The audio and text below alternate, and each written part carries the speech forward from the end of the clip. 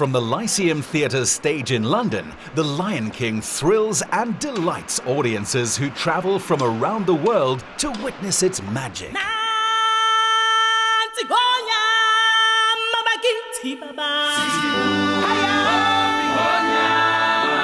Richard, this show has been running for 17 years on the West End, which is an incredible achievement. What would you say has made for its longevity?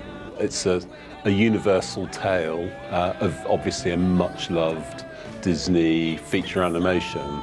You know, the South African element of the show, of course, is very, very key because the show is set in Africa and we have 10 South African performers in the show. One of the major collaborators on the show is Lebo M, who is obviously always been associated with the film. He created lots of new South African material, which is sung in a variety of languages, from Zulu to Sotho to the clicking language, which I think is called Xhosa. What was that? You see, I can't click. You do it much better than I do. We have a core group of South African singers who can bring the proper authenticity to it. The role of Rafiki is larger in the show than in the film, and no longer male, as creator Julie Taymor wanted a strong female lead. It's the circle of life, and it moves us all through this world. The woman who gives both a feminine and African energy to the character that serves as narrator to Simba's epic tale is Lindiwe Mkhize.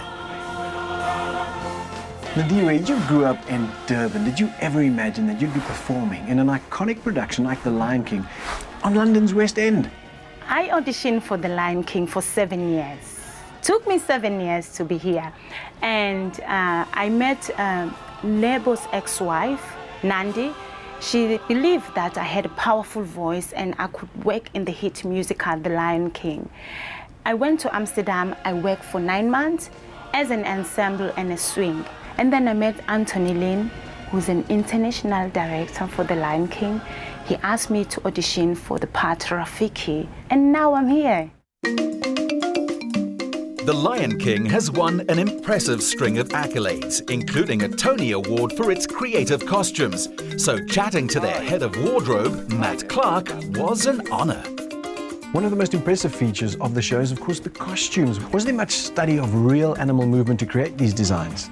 Julie and her team are obviously very keen to ensure that the characteristics of the animals come across. And I think if you look at the cheetah, the way it glides so gracefully across the stage, and then compare that to something like the rhino, who's almost thudding down the aisle. So she managed to pick up the animalistic characters very well.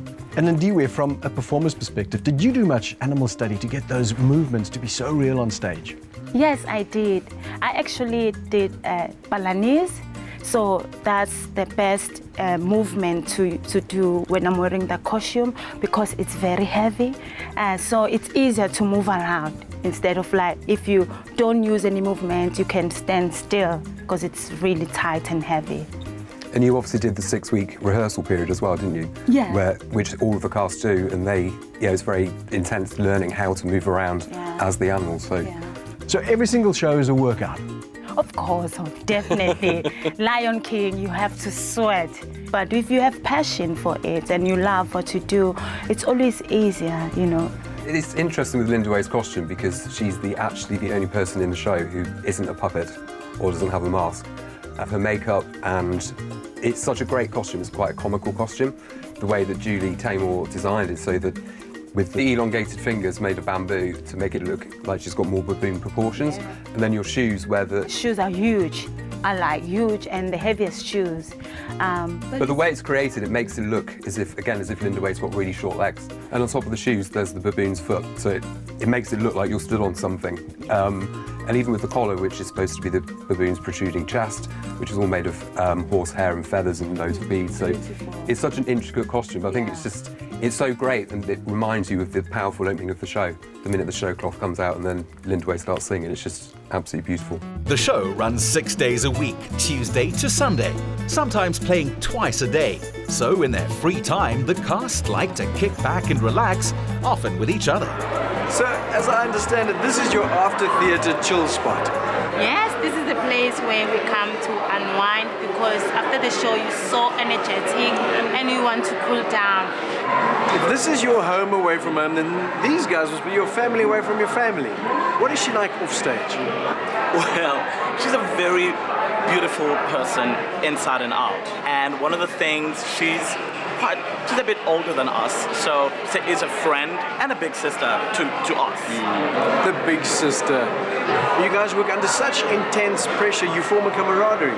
Yeah, it definitely does. It makes us come together. You know, sometimes you're coming in and you're feeling tired or sick with the weather changes in London. You know, but you always have somebody to lean on. Any message for your viewers and your fans back home, all the way from London? Yes.